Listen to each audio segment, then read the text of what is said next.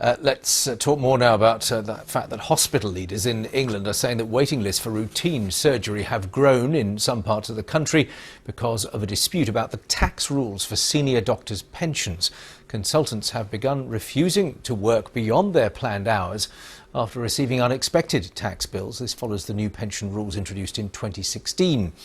Waiting lists for routine surgery have risen by up to 50% in some parts of England because senior doctors say they cannot afford to work the extra shifts.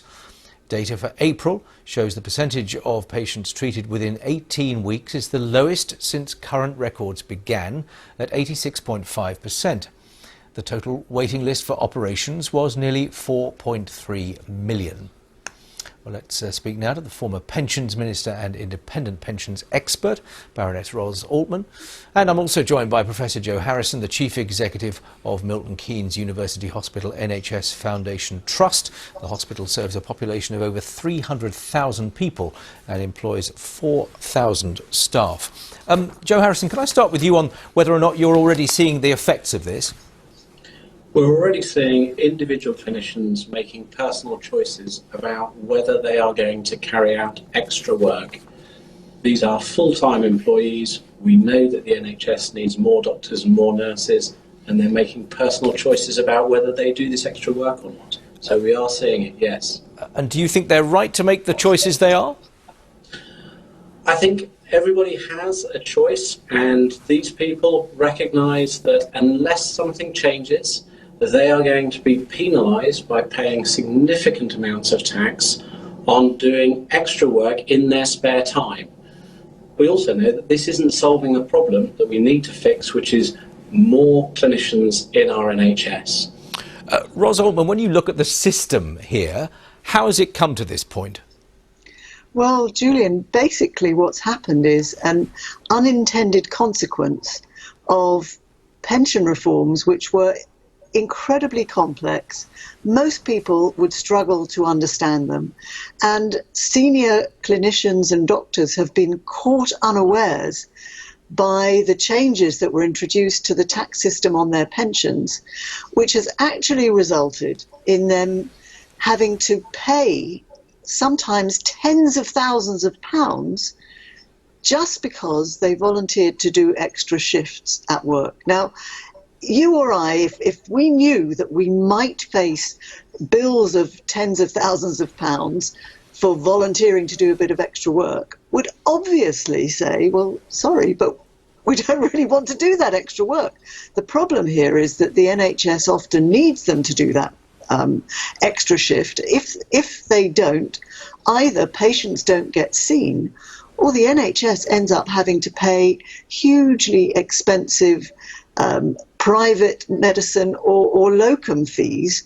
And this was meant to raise money for the Treasury, but actually it's causing enormous unintended consequences across the NHS.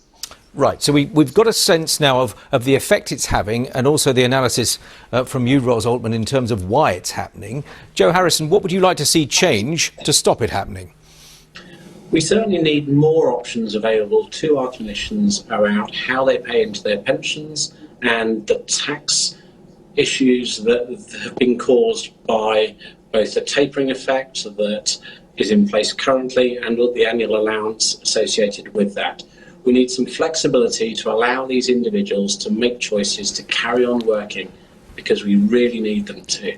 And do you say flexibility solely for your profession, or does this go further afield in your view? The issue that we have in the NHS is that it takes 10 years to train a consultant. Unless we get that flexibility now within the NHS, we're going to find ourselves in a situation whereby we just don't have the trained professionals to carry out these operations, staff our A&Es, and as we get into winter, the pressure will only grow. I can't comment on other parts of the public sector. I do know that the NHS must look after its senior professionals. Ros Altman, pick up on that suggestion. Could that work? Well, one of the big problems is that other parts of the public sector did take steps to warn their higher paid staff of the problems that could be caused by this tax taper. Unfortunately, the NHS didn't do so. I'm not blaming the NHS because the system is so crazily complex. But the fact is, this is about senior staff who feel utterly betrayed by their employer. Now, the NHS didn't make the tax changes, the Treasury did. And ultimately, the Treasury is going to need to help the NHS find the money to make up for the problems that were caused inadvertently, in my view, because of what's happened to the pensions. Pensions are meant to be a benefit for the staff. They're meant to be a really good benefit to help them through retirement. It's turned out to be actually a huge punishment for them doing extra work. They need access to financial advisors. With the best will in the world, it's very difficult to understand pensions.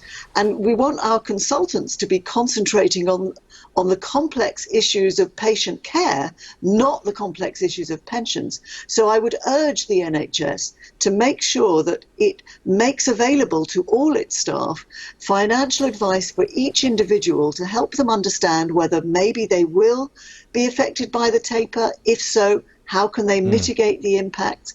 Many of them will be frightened to do the extra work when actually in practice they won't be affected by it, but they're too scared in case they are. And this situation is not going to go away.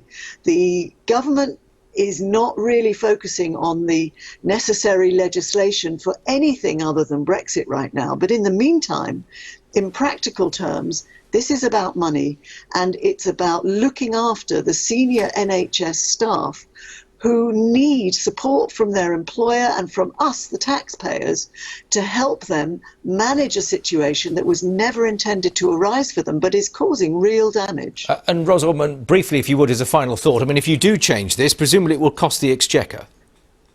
It will cost the Exchequer either way. It's worth spending money on keeping our senior staff motivated. And yes, it will mean that perhaps we have to give them some extra money instead of pension. But that, in my view, is worth doing. Let's just sort it out. And Joe Harrison, let's take it forward 6 months. If there isn't the change you're after, how will your hospital look by then, do you think? We will see increasing numbers of senior clinicians working their full-time job and not doing the extra shifts that we need them to do. That will put massive pressure on staff who are already giving their all to make sure that we keep our patients safe every winter. That's a real concern. Thank you both very much for coming on, Ros Altman and Joe Harrison.